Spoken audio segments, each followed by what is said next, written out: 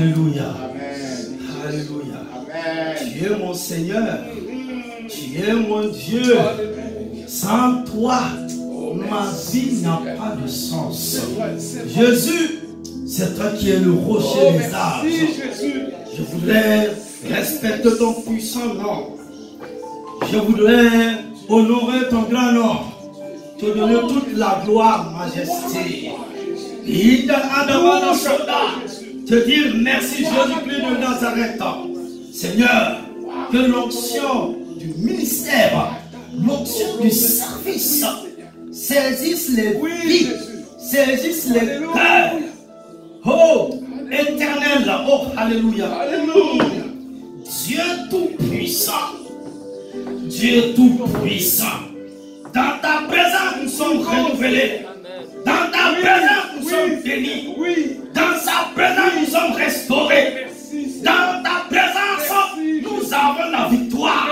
Seigneur, comme David, en son temps, en sa génération, il a servi Dieu. Il a servi les desseins de Dieu.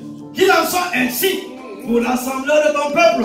Et tous ceux qui nous écoutent en ce dimanche, en ce début d'été, en ce culte d'adoration et de louange.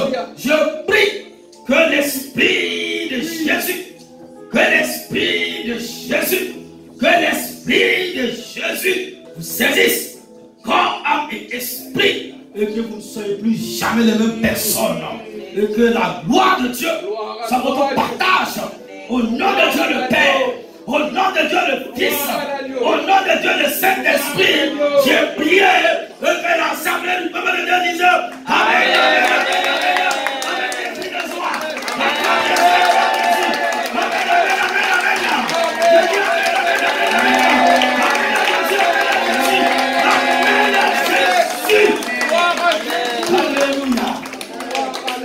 merci Seigneur. Veuillez vous asseoir. Gloire à Dieu. Bien-aimés frères et sœurs, je vous invite à prendre vos Bibles avec moi. Sans plus tarder, j'ai un message pour toi. Oh, alléluia. Alléluia. Et je bénis Dieu pour le temps de la présidence. Voilà. Votre cher évangéliste, il a prêché la moitié de mon message. Gloire à Dieu. Merci Seigneur. Dis à quelqu'un que tu l'aimes. Dis à quelqu'un que tu l'aimes. Je t'aime ma soeur. Est-ce que ton affaire, dis à quelqu'un, je t'aime mon frère, ma soeur, de l'amour de Dieu.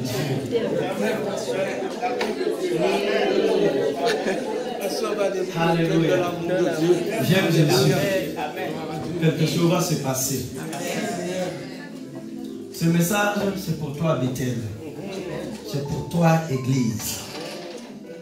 Ce qui compte, ce n'est pas ta condition d'origine, mais que la nature de la mission qui t'a été confiée est divine.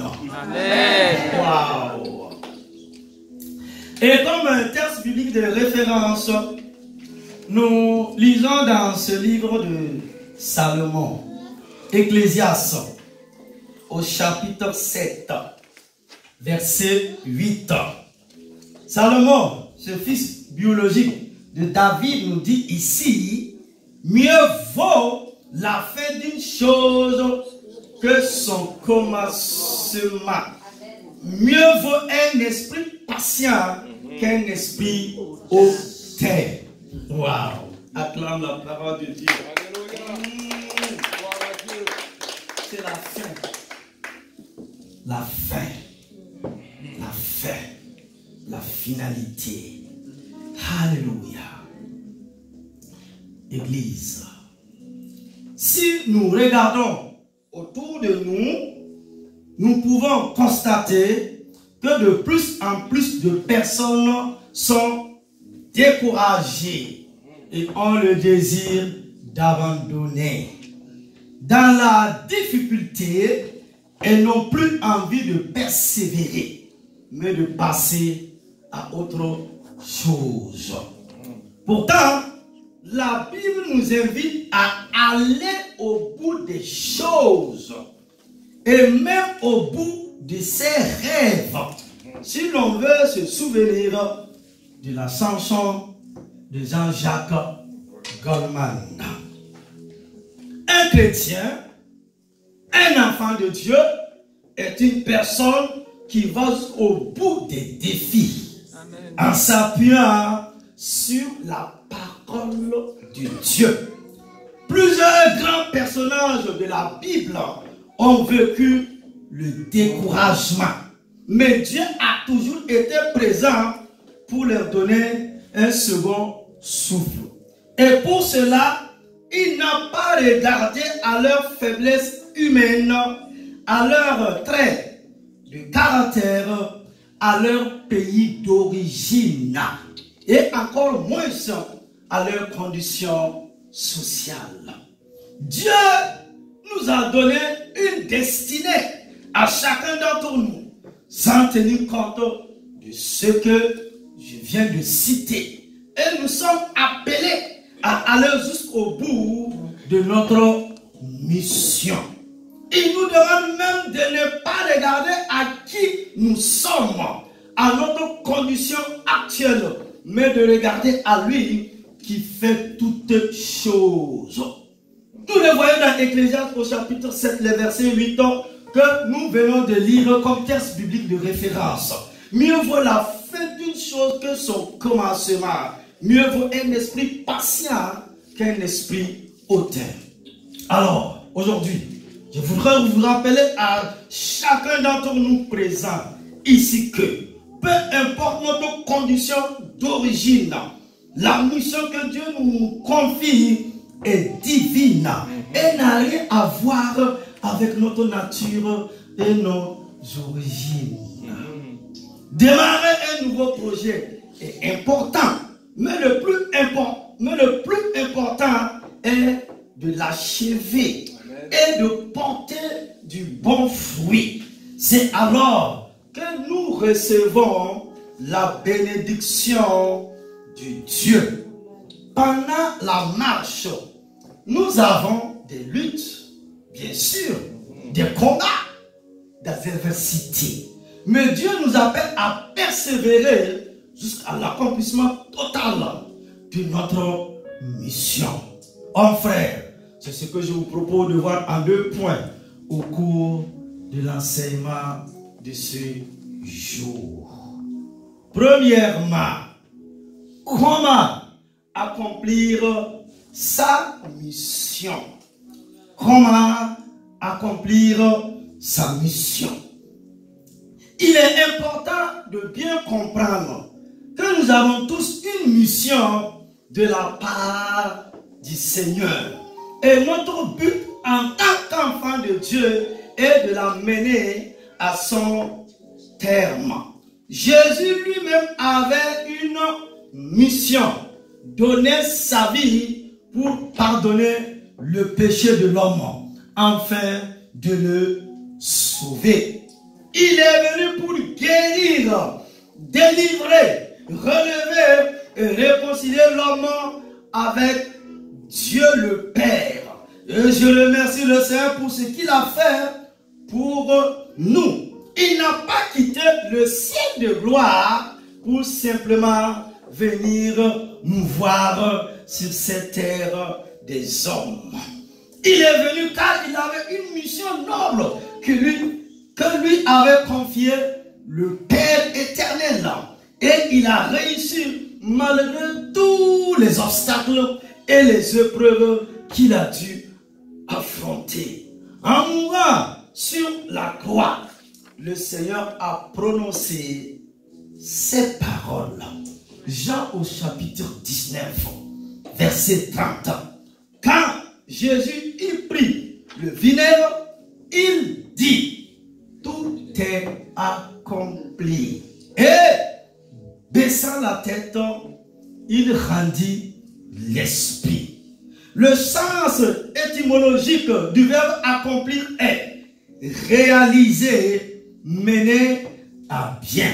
Cela signifie que Jésus avait réussi sa mission, réconcilier l'homme avec son Créateur. Et maintenant, par son sacrifice, nous avons la vie éternelle. Je bénis le Seigneur pour la puissance de la gloire, pour ce qu'il a fait pour chacun de nous. Amen. La vie quotidienne, c'est-à-dire la vie de tous les jours, est faite de missions. Nous avons tous une mission. Prenons l'exemple d'une personne qui travaille en tant qu'intérimaire. Pour chaque nouveau contrat qu'elle signe, elle reçoit un ordre de mission précis qui lui indique la tâche qu'elle doit accomplir.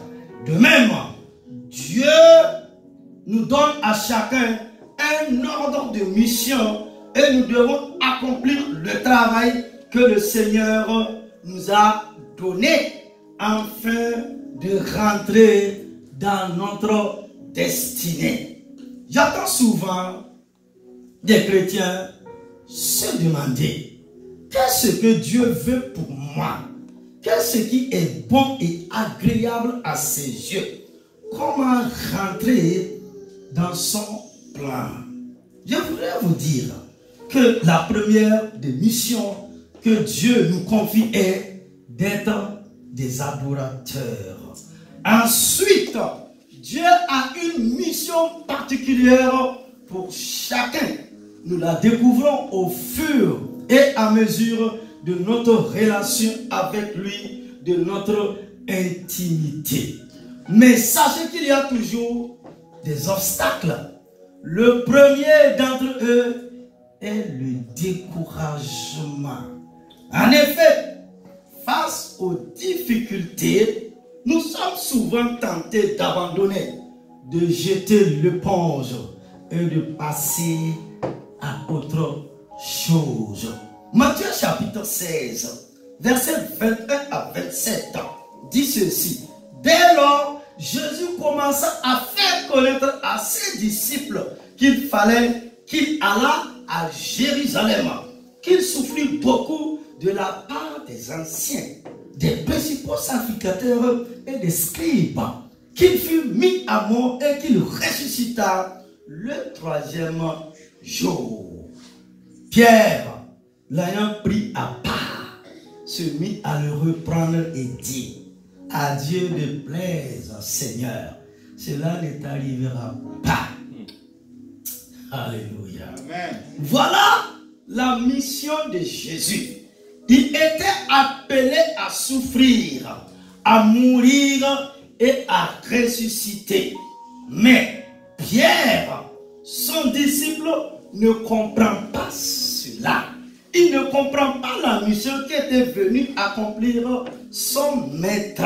Alors, il se pose aux déclarations de Jésus et lui dit: à Dieu ne plaise, Seigneur, cela ne t'arrivera pas. Son attitude est humaine, compréhensive et lourde. Imaginez qu'un de vos amis ou bien un de tes frères, une de tes sœurs ou un de vos proches vous disent qu'ils doivent mourir.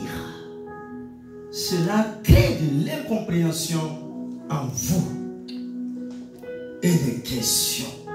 Mais Jésus a réagi en lui disant: arrière de moi, Satan, tu mets en scandale, car tes pensées ne sont pas les pensées de Dieu, mais celles des hommes. Nous sommes appelés à accomplir une mission divine, une mission noble. Et celle-ci n'est pas la volonté des hommes, mais la volonté de Dieu Tout-Puissant. Notre objectif doit donc être uniquement la mission que Dieu nous a confiée. Celle-ci est particulière, personnelle, c'est-à-dire qu'elle est unique. La mission que Dieu a pour moi est différente de celle qu'il a pour vous. Et c'est ma mission que je dois chercher à accomplir par celle de mon voisin. Alors, arrêtons de vouloir tous faire la même chose, mais recherchons la volonté de Dieu pour notre vie. Bien souvent, nous faisons des compromis et nous agissons à notre guise, car nous avons la même réaction que l'apôtre Pierre. Il n'avait pas compris l'appel de Dieu et cela l'a mené à agir à l'encontre de sa volonté. Mais c'est l'ennemi qui met de l'incompréhension dans notre esprit. Pierre a agi en fonction de ses sentiments, en fonction de sa pensée. Mais par son attitude, il empêchait Jésus d'entrer dans le plan que Dieu avait pour lui. Ceci peut également vous arriver. Cela peut être un ami, un membre de votre famille ou même un frère ou une sœur de votre église qui vous empêche par son attitude d'entrer dans votre appel. Souvent, cela n'est pas intentionnel. C'est juste parce qu'il voit cela selon ses propres sentiments et il ne comprend pas le plan que Dieu a pour vous. La vision de Dieu est claire. Nous devons le servir. Oh, alléluia. La vision de Dieu est claire. Nous devons le servir. Nous devons rechercher sa gloire. Nous devons amener le plus grand nombre d'âmes à connaître Jésus-Christ de Nazareth. Dieu nous appelle. Il veut nous utiliser afin que sa gloire se manifeste sur la terre des hommes. Le problème est que souvent, nous ne comprenons pas quelle est la volonté de Dieu pour notre vie. N'oubliez pas que l'incompréhension nous éloigne de la volonté divine et peut même nous amener à agir à l'encontre de celle-ci. Sans vision claire, nous cherchons davantage à faire plaisir aux hommes qu'à Dieu. Je vous pose la question, Église, et vous qui nous suivez, que devons-nous faire? Quelle doit être notre attitude? Devons-nous regarder à nos sentiments, à nos pensées, ou devons-nous au contraire nous concentrer sur la destinée de Dieu? Dans tous les cas, sachez qu'un jour ou l'autre, nous aurons tous des comptes à rendre à Dieu. Nous devons donc veiller à rentrer dans notre appel véritable pour l'avancement du royaume des cieux, pour la gloire de l'Éternel Dieu Tout-Puissant. Et nous arrivons au grand 2. Grand 2, deuxièmement, l'appel de Dieu et non pas celui des hommes. Si c'est un homme qui t'a appelé là, mon ami, tu as échoué. L'appel de Dieu et non celui des hommes. Nous lisons dans Matthieu au chapitre 16, verset 24. Alors, Jésus dit à ses disciples, oh, si quelqu'un veut venir après moi, qu'il renonce à lui-même, qu'il se charge de sa croix et qu'il me suive. La réponse est là. Renoncer à soi-même. Waouh! Homme de Dieu, il y a un brisement qui se produit en nous. Lorsque nous entrons dans la mission que Dieu nous donne, nous devons renoncer à nous-mêmes. Et cela passe par un temps de brisement. Ce brisement, c'est lorsque notre vie cesse d'être au service de nos pensées, de nos désirs, mais que nous la mettons au service du Dieu. Nous ne recherchons plus notre propre satisfaction, mais nous voulons faire ce que Dieu nous commande de faire. Nous parlons de brisement car nos désirs doivent se soumettre au désir de Dieu et notre pensée à celle de Dieu. Ce n'est pas facile car nous avons tous des désirs contraires à ceux de Dieu. Notre chair veut agir comme le monde et glorifier l'homme, c'est-à-dire notre ego. Elle cherche à être mise en valeur. Mais sans Dieu, nous sommes rien. Un véritable enfant de Dieu ne recherche pas sa gloire. Son désir est que la gloire de Dieu se manifeste dans la société. Amen. La gloire de Dieu se manifeste dans le pays. La gloire de Dieu se manifeste dans la cité. La gloire de Dieu se manifeste dans nos familles. Et au nom de Jésus de Nazareth, que quelqu'un dise Amen à Jésus. Amen, amen, amen. Que la gloire de Dieu se manifeste. Nous voulons voir la gloire de Dieu se manifeste dans la vie de nos frères, dans la vie de nos sœurs, dans la vie de nos bien-aimés, dans la vie de ceux et de celles qui n'ont pas encore rencontré celui qui a dit je suis le chemin, la vérité et la vie. C'est le seul chemin. Il n'y en a pas d'autre. Alléluia. La parole de Dieu est comme une lame à deux tranchants. Elle va à l'essentiel. À la vérité. Notre esprit est trop occupé par des futilités.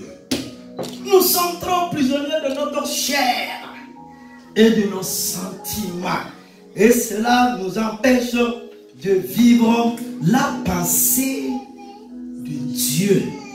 Notre devoir d'enfant de Dieu est d'accomplir la mission divine. Voici ce que Paul, l'apôtre, a dit à Timothée, son fils spirituel. Dans 2 Timothée au chapitre 4, verset 7. J'ai combattu le bon combat. J'ai achevé la course. Et j'ai gardé la foi. Donc on peut être dans un mauvais combat. Et dit, j'ai combattu le bon combat. J'ai achevé la course. Et j'ai gardé la foi. Oh, alléluia. Amen. Ce jour-là, devant la gloire éternelle, quand tu vas amener ton dossier, voilà Seigneur, malgré les difficultés, malgré l'humiliation, malgré les injures, malgré les insultes, malgré les saletés, j'ai accompli ma mission. Comment? J'ai prêché fidèlement. J'ai servi Dieu fidèlement. J'ai prié pour les gens de tout mon cœur. Tout en sachant que tu es le grand rémunérateur et que tu ne m'oublieras pas. Je n'ai pas cherché ma gloire, mais le royaume de Dieu. Les gens vont chanter. Amen. Le ciel sera au garde à vous. J'ai combattu le bon combat. J'ai achevé la course. Et j'ai gardé la foi. Parce que la Bible me dit, dans les derniers jours, il dit plusieurs abandonneront et perdront la foi. C'est pourquoi vendredi j'ai dit, seuls les lâches abandonnent. Et je ne serai jamais un lâche. Et le dernier livre de la Bible, la Révélation, Apocalypse nous dit, il dit les lâches là, ils n'hériteront pas le royaume de Dieu. Oh, alléluia. Est-ce que je parle à quelqu'un? Amen, Et puis amen, les lâches ne vont pas. Oui. C'est le dernier livre de la Bible. Mieux vaut la fin d'une chose que son commencement. C'est dans les difficultés, c'est dans les épreuves que tu vois la gloire de Dieu, que tu vois la puissance de Dieu, que tu vois Dieu terrasser les géants, que tu vois Dieu s'affirmer dans ta vie avec authenticité, avec efficacité, avec gloire. Celui-là qui est venu nous parler de l'évangile du royaume de Dieu, il est allé jusqu'au poteau de la croix. Alléluia. Je reviens. Notre devoir d'enfant de Dieu est d'accomplir la mission divine. Voici ce que Paul a dit à Timothée, son fils spirituel. 2 Timothée 4, 7 ans. J'ai combattu le bon combat. J'ai achevé la course. Et j'ai gardé la foi. C'est formidable de pouvoir dire: j'ai accompli ma mission, celle que Dieu m'a confiée. Dieu nous a tous donné une mission. Ce n'est pas un hasard. Si nous sommes venus à Christ, vous avez une vie. Et même si elle est parsemée d'obstacles, elle est à la gloire de Dieu. Amen. Les épreuves que vous traversez ne sont pas destinées à vous faire souffrir, mais à vous permettre à la puissance de Dieu de se manifester. Chaque fois que Dieu vous guérit d'une maladie, vous montrez au monde qu'il est le plus grand des médecins, Jéhovah Rapha. Chaque fois qu'il vous délivre d'une souffrance ou d'un malheur, vous prouvez au monde que Dieu est un Dieu de paix et de joie. Vous êtes une lumière au milieu de ce monde qui ne connaît pas l'éternel Dieu des armées. Vous êtes les témoins de son amour. Le monde est interpellé chaque fois qu'il voit un chrétien, un enfant de Dieu, un fils et une fille du royaume des cieux béni. Votre vie est un témoignage de la puissance de Dieu. Alors, hommes frères, sur l'église, n'abandonnez pas. Dis à quelqu'un, n'abandonnez pas. Dis à quelqu'un, n'abandonnez pas. Ne baissez pas les bras. Ne baissez pas les bras. Avance avec ton Jésus.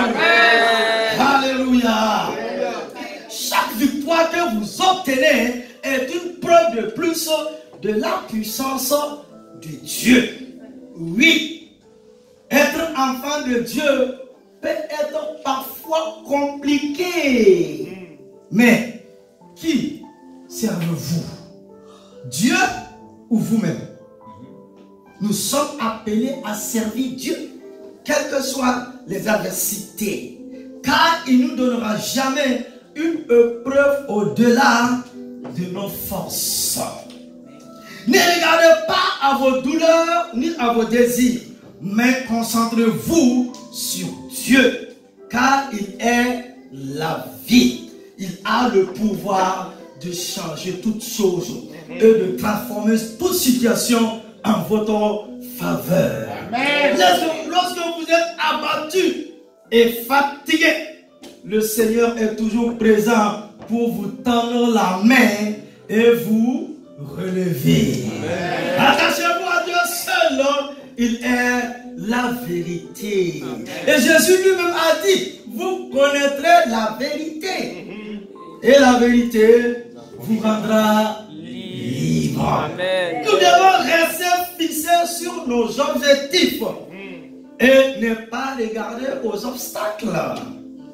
Un jour, alors que l'apôtre Paul était sur la route de Jérusalem, un prophète, je dis bien la parole de Dieu dit, un prophète l'interpelle pour lui dire de ne pas se rendre à Jérusalem, car il y sera arrêté et emprisonné. Alors, les frères qui l'accompagnaient tentaient de le dissuader et de repartir pour une autre destination. Mais Paul leur a répondu qu'il avait une mission à accomplir et qu'il la mènerait à son terme. S'il a refusé d'écouter ce qu'il lui disait, les frères, c'est parce qu'il voulait faire avant tout la volonté de Dieu et non pas celle des hommes. Nous faisons trop souvent la volonté des hommes et pas assez celle de Dieu. Mais notre maître, celui qui a pouvoir de vie et de mort, c'est Dieu. C'est par sa volonté que nous sommes nés. Et c'est à lui que nous devons rendre des comptes une fois notre vie terminée. La parole nous dit dans Proverbes au chapitre 5, versets 21 à 23. Car les voies de l'homme sont devant les yeux de l'Éternel, qui observe tous ses sentiers. Le méchant est pris dans ses propres iniquités. Et il est saisi par les liens de son péché. Alors que vous rentrez dans la fonction que Dieu vous donne avec excellence, l'importance est de connaître la mission personnelle que Dieu vous confie et de ne pas chercher à accomplir celle du voisin ou de la voisine. Si Dieu vous a touché, ce n'est pas pour que vous restiez les mêmes. Il veut que vous soyez transformés. Il veut que vous détournez de vos anciennes voies et que vous suivez désormais ses commandements. Alors, prenez de bonnes résolutions et attachez-vous à la mission que Dieu vous a confiée. Vous vous rendez compte que plus vous attachez à l'objectif à atteindre et moins vous serez sujet au découragement. Si vous ne savez pas quel est votre objectif, allez voir votre pasteur pour qu'il vous aide à le découvrir. Amen. Nous avons tous une place dans la maison de Dieu en tant qu'ouvrier dans l'œuvre du Dieu. Amen. Dieu vous a donné des talents à chacun pour que vous les utilisez. Amen. Ce serait une erreur que de vouloir faire la même chose que votre voisin, votre voisine. Non seulement vous irez à l'encontre de la volonté de Dieu, mais en plus, vous étoufferez l'appel de Dieu pour votre vie. Amen. Amen. Alléluia. Amen. Je vais revenir un jour sur les talents. Jésus dit, on avait donné des talents. L'évangéliste a reçu des talents. L'évangéliste a reçu des talents. Les sœurs ont reçu des talents. 2, 5, 10 ou 20. Et chacun devrait travailler pour la multiplication. Mais il y a un qui a dit, mon maître là, il est dur, hein? Le pasteur il est dur, hein? Parfois il est compliqué, hein? Parfois il crie sur nous, hein? Il ne sait pas qu'on fait des efforts, hein? On est en France. On est venu ici là en détail. Alors que Dieu est un Dieu de détail. Parce que tu as commencé liquide. Et c'est des eaux, une force qui prouve que tu existais sur la terre des hommes comme Jules César, Charles de Gaulle et les autres.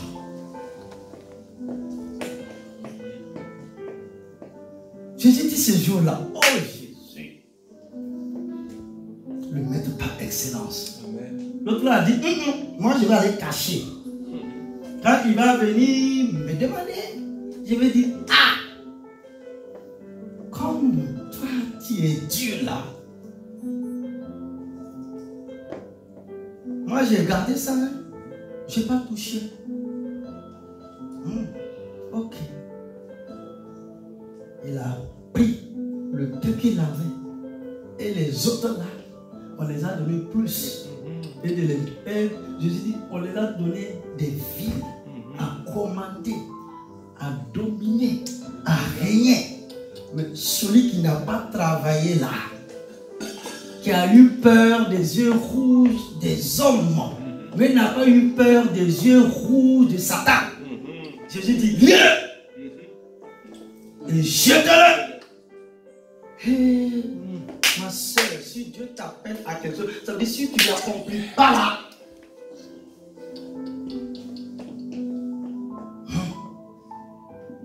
Jésus dit, il dit, celui qui a appétit là, on va prendre, donner à celui qui a beaucoup. Le peu que tu as là, tu n'as pas rendu voir à Dieu, on va prendre ça. Hé Jésus, qu'est-ce que le maître veut nous faire comprendre dans la mentalité du royaume des cieux? Je ferme la parenthèse pour une prochaine fois. Que Dieu te bénisse. Alléluia. Conclusion. Nous sommes tous des ouvriers de Dieu. Et le travail ne manque pas. Il y a des millions d'âmes qui ne connaissent pas encore Christ. Le peuple a soif de l'évangile. Il a besoin d'entendre la bonne parole que nous pouvons leur transmettre. Christ est notre motivation. Annoncer sa parole est notre mission. Nous devons être un chrétien engagé. Nous devons être une chrétienne engagée et non un chrétien du dimanche. Soyez pressés. Soyez animés par l'amour de Christ. Jésus est mort pour nous. Il a porté toutes nos maladies, effacé tous nos péchés et nous a donné la vie éternelle. Nous n'avons pas de temps à perdre. Beaucoup d'âmes se perdent alors que Dieu veut les sauver. Selon 2 Corinthiens au chapitre 5, verset 14. Que Dieu bénisse sa parole. Quelqu'un peut dire avec moi? Amen.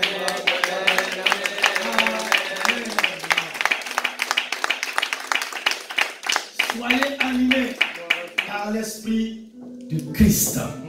À retenir. 1. Dieu a une mission pour chacun d'entre nous. Ce n'est pas un hasard si nous sommes venus à Christ Jésus. 2. Il nous demande même de ne pas regarder à qui nous sommes, à notre condition actuelle, mais de regarder à lui qui fait toutes choses. 3. Accomplissons notre mission sans tarder, car beaucoup d'âmes se perdent alors que Dieu veut les sauver. Et que quelqu'un dise Amen, Amen, Amen. Pendant que tu dis Amen, Amen, ne tiens pas debout. Et les deux évangélistes, venez. Pendant que tu dis Amen, Amen, laisse l'ordinateur et tu viens. Et prenez le micro. Lève-toi et dis Amen, Amen encore à Jésus. Amen, Amen, Amen. Amen. Jésus dit Amen, Amen très fort. Amen. Arriver dans ta vie maintenant. Dis Amen à Jésus. Dis gloire à Jésus. Dis gloire à Jésus. Gloire à Jésus. Gloire à Jésus. Gloire à Jésus. Gloire à Jésus. Gloire à Jésus. Gloire à Jésus. Gloire à Jésus. Honneur à Jésus. Puissance à Jésus. Puissance à Jésus. Puissance à Jésus. Alléluia. Amen. Quelqu'un peut dire avec moi, éternel mon Dieu. Éternel mon Dieu. Je veux que tu dises avec moi, avec puissance et force, éternel mon Dieu. Éternel mon Dieu. Éternel mon Dieu. Éternel mon Dieu. Un plan merveilleux et un chemin déjà tracé pour chacun d'entre nous. Tu as un plan merveilleux et un chemin déjà tracé pour chacun d'entre nous. Aide-moi en tant qu'enfant de Dieu. Aide-moi en tant qu'enfant de Dieu. À chercher premièrement ton royaume. À chercher premièrement ton royaume. À chercher premièrement ton royaume. À chercher premièrement ton royaume. À chercher premièrement ton royaume. À chercher premièrement ton royaume. La mission à laquelle tu m'as appelé. Et à accomplir la mission à laquelle tu m'as appelé. communiqué au berger. Visite-moi et donne-moi de m'attacher à la vision que tu as communiquée au berger. Visite-moi et donne-moi de m'attacher à la vision. Visite-moi et donne-moi de m'attacher à la vision Que tu as communiqué au berger. que tu as communiquée au berger. Et non à celle du monde. Et non à celle du monde. Et non à celle du monde. Et non à celle du monde. Place-moi comme un phare. Place-moi comme un phare. Place-moi comme un phare. Place-moi comme un phare. Place-moi comme un phare. Place-moi comme un phare. Une lumière dans les ténèbres pour annoncer ta parole. Une lumière dans les ténèbres pour annoncer ta parole. Une lumière dans les ténèbres pour annoncer ta parole. Une lumière dans les ténèbres pour annoncer ta parole. Une lumière dans les ténèbres pour annoncer ta parole. Une lumière dans les ténèbres pour annoncer ta Et parole. amener les âmes à te connaître. Et amener les âmes à te Et connaître. amener les âmes à te connaître. Et amener les âmes à te Et connaître. ouvre mon esprit. Ouvre mon Et esprit. ouvre mon esprit.